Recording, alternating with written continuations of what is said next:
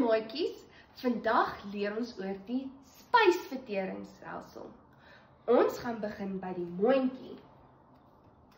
In ons mondjie het ons tandjies en 'n tongetjie en speekselkliere. Ons voer vir ons mannetjie kossies. Dan kou sy tandjies die kossies fyn en sy tongetjie druk die kossies rond. Dan spuit ons speekselkliertjies speeksel uit.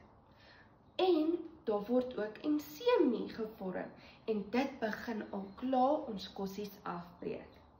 Dan gaan ons kossies na ons slukdarm toe. Dit is 'n lang, glibberige glyplank met spiertjies in wat die kossies afdruk na ons maagie toe. Ons maagie is soos 'n groot mengsak. Wanneer die kossie in ons maagie is, word die kossies rondgedruk en gemeng met die vloeistowwe in ons maagie. Die vloeistowwe is sure en ensemie wat help om ons kossies af te breek. Dit vat ure in ons maagie om te gebeur. Dan gaan ons kossies na ons dindarm toe, wat soos 'n 6 meter lange slang is. In die dindarm word die kossies nog verder afgebreek deur maatjies wat die dindarm help, die lewer wat gal maak en die pankreas wat ook help. Hulle breek verder die kossies af totdat die kossies fyner is. Dan in ons dindarm het ons fyn haartjies in die binnekant van die dindarm.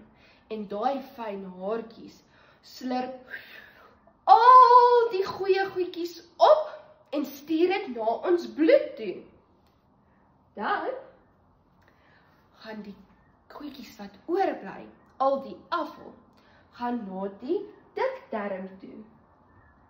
En in die dikdarm word al die vloeistowwe uitgetrek, totdat die afval harder raak. Dan gaan jy voel, ek moet badkamer toe gaan en jy het nou al eerste pouse geëet en is nou amper tyd vir huis toe gaan tyd, maar jy moet nou badkamer toe gaan. En jy sê vir juffrou, ek moet badkamer toe gaan en jy hardloop soos blits na die badkamer toe. En jy gaan toilet toe en dan word hom deur die hulp van spiertjies die afval uit jou liggaam uitgestoot en in die toilet. En die afval is al die goedjies wat jou lyfie nie nodig het nie. En dan trek jy die toilet en jy sê, "Babai, goedjies wat ek nie nodig het nie."